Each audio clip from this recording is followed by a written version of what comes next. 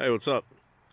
Just thought I'd make a quick video and tell you just how peed off I've been at this car over the past week. So much so that I actually thought about legitimately selling it or setting it on fire.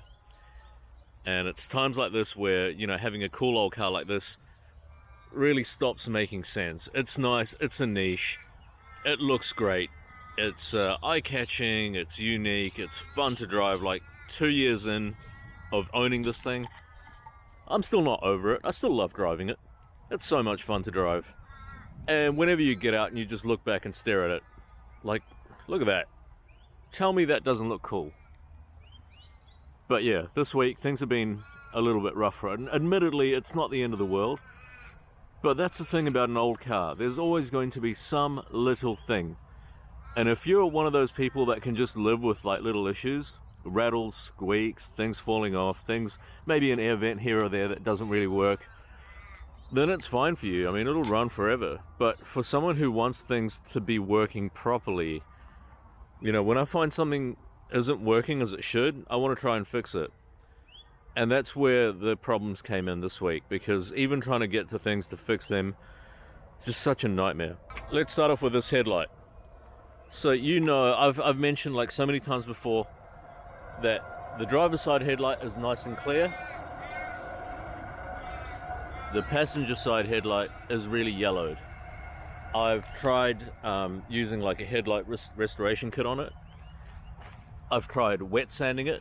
I've tried polishing it. I've tried doing all three at once. So wet sanding, polishing, and then using a headlight restoration, one of those lens wipe things. Still nothing. The yellowing was on the inside. So this week I pulled this headlight out and I separated the front plastic lens cover from the actual headlight, and I tried cleaning up the inside of the lens, and yeah, the plastic's just ruined. There's nothing that I can do that'll fix that. So luckily I have a friend in Japan, a Japanese friend, and I bought a new set of headlights for really cheap. Like if you were to buy it just straight up as a normal outsider, it's gonna cost you like $500 by the time it's landed. For me, it's like $250. So new set of headlights. These will go on sale for anyone that needs them. In Australia, if someone's had an accident or something, or they just want a spare set, I don't need to keep them. But yeah, that's a pain, because what are you spending money on? Like headlights, they're nothing, like, there's nothing to brag about. It's not like you can say, oh, I got a lift kit, or I don't know, you know, I got some better speakers for my car. It's like, wait, I got some headlights, so now I can see properly. Now my car's legal. The next thing that really drove me nuts, my partner had to go to the doctor's. I took it to the doctor's. On the way back, when she got in the car, she's like, oh, it's really hot. So turn the AC on, and this little wheel here, which I'm so scared to touch now, kept falling down to the closed position on her vent.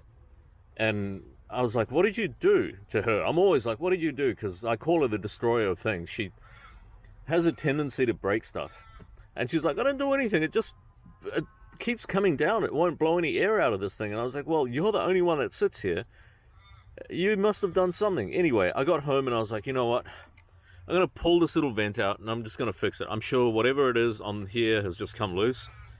And on a normal car, any other car, you get like a pry tool in here and you pop this vent out. Yeah, you pop that vent out. It'll take you all of, what, a minute to pop it out, because at the back it'll just push into like a bit of plastic that channels all the airflow. And then you can fix whatever's come loose on it and then pop it back in. Not on this thing, no. There's like a screw up here. There's like a screw here and a screw up here. So there's like 3 screws into this thing. And they're all on tabs, like tabs that come out here. So this vent is actually like that big back here.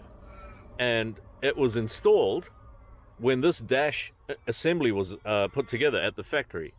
So they would have put it all together with great access, then dropped it in here where you don't have any access. So to get this out, I had to remove this panel, and then I had to remove this panel, and then I had to remove this panel, and then there's a steel brace that goes behind that.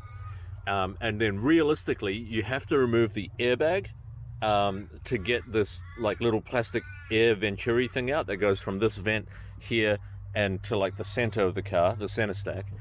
You have to remove all that, but I didn't. I removed this, the steel brace, and partly just pulled the plastic thingamajig venturi out of the way. And then this comes out from the back. So you unscrew it like by contorting yourself into like weird positions, unscrew it all, and then get back there and then pull this out. And it was just like a little simple cog thing that came off. Like, they overbuilt the mounting for this so much so that you could probably put this into a spaceship and crash this into like Saturn or Mars, and the whole car will be ruined, but this damn vent will be in place. But for the actual operation of the vent, they put this flimsy little cog thing in. It makes no sense to me. Anyway, that was like 4.5 hours just to fix that little thing.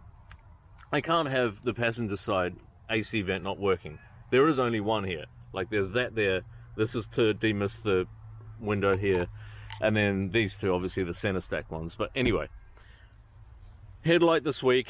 Then I couldn't fix that, so I bought the new set of headlights. Then this thing crapped itself, so I fixed that. That was 4.5 hours in my dark apartment garage. I'm going to show you now. I'm warning you, I don't look very good today. In my dark apartment garage, right?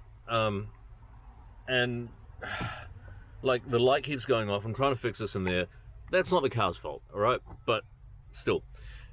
Okay, next up, the top hose on the radiator is leaking. I've noticed over the past few months there's like drips of coolant, red coolant. Whenever I open the engine bay to check the fluids and stuff like that, there's a few drips of coolant just from like the one side of the radiator hose. Like, whenever it pressurizes and drops like maybe like a tablespoon of coolant every time you drive it. I pulled the hose clamp off and I found like this like type of barnacle like corrosion on the actual aluminium hose outlet. So I'm like, oh, okay, well, it should have the right coolant in it. It should have the right mix of coolant. Maybe it doesn't. Maybe that's why it built up corrosion and whatnot. I sanded that off. I scraped it off with a screwdriver. I cleaned it all up as best as I could. I put the hose back on, and yep, it's still leaking. So I put an additional hose clamp, like just one of those circlip type ones, the screw type, worm drive type ones. I didn't pull the old hose clamp off just because I didn't want to spray coolant all over the place again, because I just cleaned everything up. So I just put that additional hose clamp on, hoping it'll shut it up for the time being. It didn't. It's not working. The hose is just worn out. It's old. It's got like deep grooves in it from the constant tension style hose clamp, and it's just not sealing properly. So luckily you can buy a top and bottom radiator hose here in Australia for it, pretty cheap. That's on order. This car's going in for heavy maintenance at a workshop, at David Lehman's workshop, in 4 months time, to get a timing belt, water pump, thermostat, fan belts, AC regas, and ATF flush, brake and power steering fluid maybe, in January or February. So I'm not going to bother doing all that. It's a job for David. I can't do it in my apartment garage, so he can do it. So I'll just keep topping it up if it needs to, maybe like a cup every month or something. But that's just annoying. I know it's getting old, but it's annoying. Okay, next thing. This sunroof has been driving me up the wall ever since I got this. You park and it's like tap, tap, tap, tap, tap, tap, tap, tap, tap, like metal on metal, just tap, tap, tap, tap, tap, tap, tap, tap, tap, constantly. You hit a bump and it's like something massively loose back here. And I'm like, what is that? So I filmed a video where I didn't have much time, because I don't get light, you know. Whenever I get to go to like my in-laws place, I'll take like whatever tools I can think I would need, like screwdrivers and things like that, because I can't take all my tools with me everywhere. I pulled all this off at the front, and I pushed this headliner down, and I tightened up all the nuts and bolts around here, and it stopped the noise for like maybe 2 or 3 days. And that was about it. Like, after that, the noise just came back straight away. And every time you hit like a bump or something, it got worse and worse and worse. And it just kept getting worse and worse. So just yesterday, I pulled this entire front headliner off. So it's broken into 2 sections. You can see a little break there. And that's for the back part. The back part looks to be a lot easier to remove, because you've just got like the dome lights and the side trim panels, and that's basically it. The whole thing will just drop down. But for the front, you got these 2 vents and the wiring for that, the little fan inlets, and this sunroof surround trim, the top panels clip into the back panels, and then the actual sunroof trim up there, the B pillar trim here, so that has to come off, the A pillar trims up there, and obviously all the sun visors and rear view mirrors and grab handles and all that has to come off, and then you got to prise it out somehow and stuff like that. Anyway, real nightmare of a job. It's always like, I always think, you know what, these things might not be such a big deal. Normally, like, when people think of something wrong with their car, they start thinking like something major wrong with it, but usually it's just something small. This time though, I found out that this, whatever was causing this, was a lot bigger than just something small. So I'm glad I pulled it all down. So I went around, I actually removed the sunroof panel glass. In order to get this glass out, you have to remove the headliner. So yeah, just keep that in mind if you ever plan on smashing your glass or just being a dumbass. You know, that kind of fear will make you more cautious and a better person, because you're not just going to be careless. So yeah, to replace this, you got to take this headliner out and then unbolt it, and then it lifts up from the bottom. And there's two electrical connections. One you got to unscrew with 2 screws on the passenger side, and the other one just pulls off. Anywho, I went around, I Loctited all the nuts and bolts, I tightened everything up, and then on that side there was one bolt that didn't look like it belonged. It just looked different, and I was like, well, what the heck's up? Like, what's wrong with that? And I started feeling around, and there was like a nut on the other end that just fell out. It was just loose, it just came off. And then I realized there's a metal tab that bolts into like a bracket underneath, and that metal tab is what I used to grab up here. And if I pull down on it, it would stop the noise completely. And so what had happened was, someone's been in here before me, and that metal tab was like bent up like that, and the bracket is down here, and so the tab is up here, and you have to like bend it down and then bolt it into place. And they didn't. They just left that up there, and then they put the bolt here through these two, and so it was just kind of flapping around and making that metallic noise. So I bent it down like with using all my strength and put the nut and bolt in, which isn't the original nut and bolt that should be in there anyway. So someone's been in there before me and been doing some sort of half-ass surgery. That's what you get with a car like this. You know, people are going to be doing hack jobs on it that shouldn't be working on cars, and you just get that. So as nice as this thing looks, yeah, like doing these little jobs, okay, yeah, it's fixing it for the long run. It's not going to be a problem again. But you have to realize, like, this sort of stuff starts getting tiring after a while. Not everyone wants to be constantly in like a cycle of restoring their car. Like, oh, what are we going to do this weekend? Like, I don't know, fix the third sunroof that's broken, or should we replace the tail lights or the headlights, or I don't know, should we fix the air vent? Oh, don't use that air vent, it doesn't work. So it's like, it becomes a chore. Like, yeah, it looks cool, yeah, it's nice to drive, yeah, it's appreciating in value, but like sometimes it's just not worth it. Sometimes you just want something modern. Like this is the oldest car in my apartment, and when I see like these people pulling in with like a Mazda CX-9 or CX-5 or just like a normal car, I know it's not as cool as this. Like, I know this will last you know, 4 times as long as they will, those cars. I mean, it already has, like, it's already 25 years old. Next year it's going to be 26 years old, and I mean, it still looks good, it drives fine. But yeah, sometimes you just want a car that you can just enjoy and not be constantly fixing, not constantly be worrying about rattles. The other part of this, the other downside to owning something super cool like this is, I have invested hundreds of hours into this thing. I've invested thousands of dollars into this car. I take, obviously, you know this channel, I take so much pride in looking after it and maintaining it and making sure that I use the best products, the best methods, I do everything properly, and guess what? It just takes one guy in traffic not paying attention to take it all away from me. One guy who's texting and just smashes into the back of it, and it's a write-off. You could swear at this thing in Australia and the insurance company would write it off, because yeah, like America, insurance companies don't want to deal with parts. They don't want to be sourcing parts themselves. Their contact center consultants, their claims consultants aren't parts sources. They're not parts people. They're not mechanical repairers. They might know a little bit about mechanical work, but their job, they don't have time to have people sitting around chasing up parts around the world for like an obscure import. It's like a Bentley just cruising by, like a $300,000 Bentley, new one. Yeah, so they don't want to deal with that. What they do is, if you threw a banana peel at this thing, they'll just write it off, pay you your money, and then sell it for like 18, 19 grand. Someone will buy it and fix it up, but it's not the insurance company's fault then. It's that person's problem. You bought it, you tidy it up, you fix it, and then you get it on the road, and we're not going to insure it again, at least for any reasonable sum of money.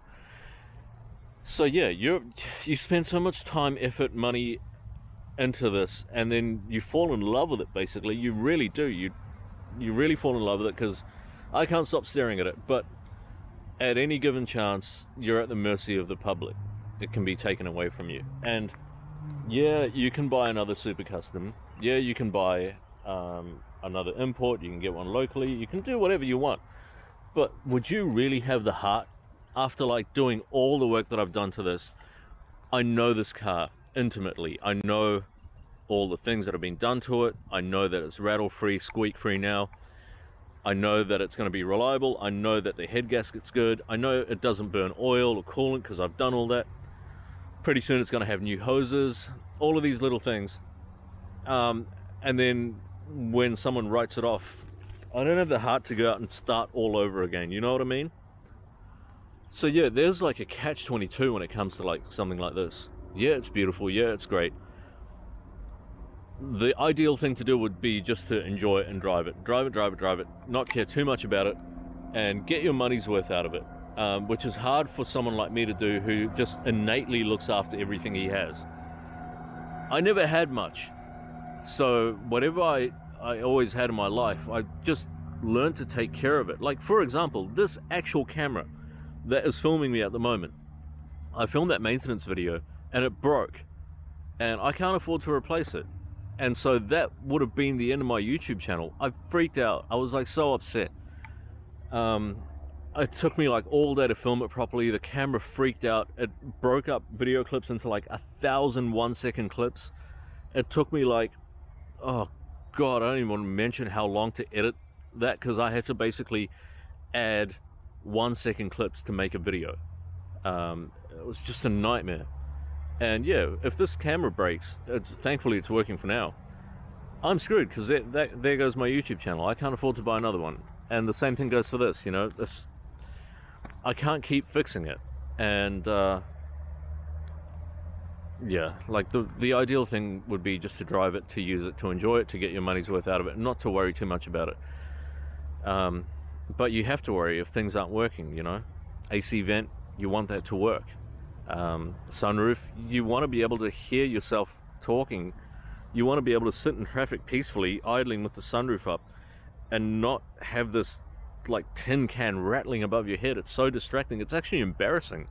And you know what? I'm going to mention one more thing. Well, I get to hear from like a bunch of cool people from around the world who buy these Hiaces and stuff, and I feel great, and I feel bad as well, because a lot of these people, like, they say, hey Nathan, I watch your videos and stuff, and like I fell in love with these vans, and I've just ordered one myself. And I'm like, oh awesome, that's great, it's like so cool, you know. And then yeah, like they'll get it, they'll wait for like 4 months, they'll pay, like in America they pay like up to 20 grand USD for these, and they'll get it and they'll say like, oh, it's so rusty, like there's actual chunks of rust falling out in my driveway. I'm so disappointed, like it was meant to be a great fall. They got scammed. Like, I didn't scam them, but they got scammed. And I feel bad, because my videos is what like inspired them. Like, people see this and they're like, oh my God, I want that. Like, I want my kid sitting there, I want my dog sitting there, and stuff like that. This is a fantasy car. Like, a fantasy car is a car that you can picture a life with. Like, a Lamborghini isn't really a fantasy car, because a lot of people can't picture using a Lamborghini every day. You can picture like the interactions you might have with people, but you can't picture it. When I park at the gas station with this, like, I can see people come up to it and they're like fantasizing about driving down the beach in it. They're fantasizing about like some of their friends like sticking their head out that while they drive down the beach. So people, yeah, people really do like fantasize about this stuff. And yeah, it feels bad for me when like I hear about people getting shortchanged from like dodgy dealers. Yesterday I was talking to someone in Australia here who yeah, he bought a Hi-Ace and he spent like tens of thousands of dollars on it, and the importer here, there's a lot of stuff that has to happen to these things when they come to Australia. Before they get to Australia, they need approval to come into the country. They need to be an authorized vehicle for the Australian market, or and well, yeah, not for the Australian market, but there's a list already made for like all these Japanese cars of things that has to be done to them when they get to Australia. And if the car's not on the list, then it doesn't have that list of things that needs to be done to it for it to become compliant. But these are. Anyway, he got the approval, the importer, to bring the car into Australia, and that's about it. He just bought it into Australia and then just gave it to the guy as a ready-to-go car. He didn't get like all the work done to it that it needs to get done to be compliant in Australia. Like, I'll show you one example here. These, I'll show you from here. See those two black dots on the roof there? They're child seat anchor points. They have to be put on in Australia as part of federal compliance. So these were done here in Australia for this thing. And yeah, by a specialist workshop. The workshop has to be authorized to do this sort of stuff federally. It can't just be any old workshop. And yeah, this poor guy spent like, you know, a lot of money and a lot of time waiting for this van, and it came around. None of the stuff was done. It just had an import approval, and it didn't even have like an Australian VIN number. Like, this thing's got an aftermarket VIN stamped to it to be compliant with Australia. Yeah, they didn't do any of that. And so he's like up shit's creek. He's like, what do I do now? And so I don't know, I just like told him, I sent him some pictures of paperwork that came with this. I took a stab in the dark going with custom coaster conversions. I didn't know them. Like, I just sent them all my money, and I saw this and I fell in love with it, and I was just like, well, hopefully it's good, otherwise I'm screwed. And thankfully they were good, and thankfully I got like a really good van. But yeah, I feel so bad for some people. So again, yeah, if something was to happen to this, like, I'm not gonna go get another one. I can't take that risk. Oh, one more thing. People always say like, why don't you just take it to a garage? Oh, I told you I'm broke. Secondly, this is Australia. You can't just take it to a garage in Australia. Let me become what any garage will say. Say the sunroof is rattling, and I went into a workshop and I was like, hey, my sunroof is rattling, can you take a look at it? This is what they would say. What is that? Is that a Toyota? Oh, it's a Hi-Ace. Oh, it's an import. How old is that? 25 years? Oh, right, yeah. That's an old car, mate. That's an old car. Sunroof is going to make noise. Yeah, I'm not going to look at that. It's not something we'd look at because, yeah. Look, I'll charge you $500 just to quote it. And who knows what, if it's a motor or something, we probably won't have the parts here. Yeah, you're better off just living with that rattle. I could, for about $1,200, we could remove the sunroof and just weld it up with steel and paint it up. And that way you don't have a sunroof, you don't have any rattles. Exactly, that's what they would say to you. If I went to a workshop for this AC vent, they'll be like, oh, we're too busy, just live with it. Or, you know what, we'll cut this vent out and we'll take that flap out from the inside, so you won't actually have a vent here. It'll just be a hole, but at least it'll be blowing air. I mean, that's a mentality here. It's not about like doing things properly. It's not about making it nice. It's not about like keeping it as original as possible, as it was from the factory, that kind of fix. It's just about like, just sort it out whichever way possible. If the headlights stop working on this, do you think anyone in Australia will spend more than an hour trying to diagnose it, checking if there's a short to ground? Nah, they're just going to wire up a whole new switch, drill a hole in the dashboard, and off you go. It's all about keeping things roadworthy. That's the difference about Australia. It's a very like move forward country. It's like just about getting the job done. Cars are seen as work vehicles here. Like, keep it running. I think it comes from a lot from like the agricultural side of things, the mining side of things. Like, just keep it on the road, keep it working for as long as possible. Don't waste time trying to find the fault there, this and that. Throw a new relay in it, rewire the whole thing to a whole new switch, things like that. Anyway, I know I'm kind of ranting on now, but yeah, I just wanted to make this quick video. Well, it's not really quick, about just how frustrating it's been with this thing for the past few days. But I am at peace now. The sunroof rattle is finally gone. For the first time I've had this, it's like a nice quiet ride. There's no rattles. There's a few like rumbles here and there, but it's an old diesel. You get that. I'm not bothered by that. That has character. Someone bashing a pot over your head constantly, there's no character in that. Anyway, thanks for your time. Take care, and see you later.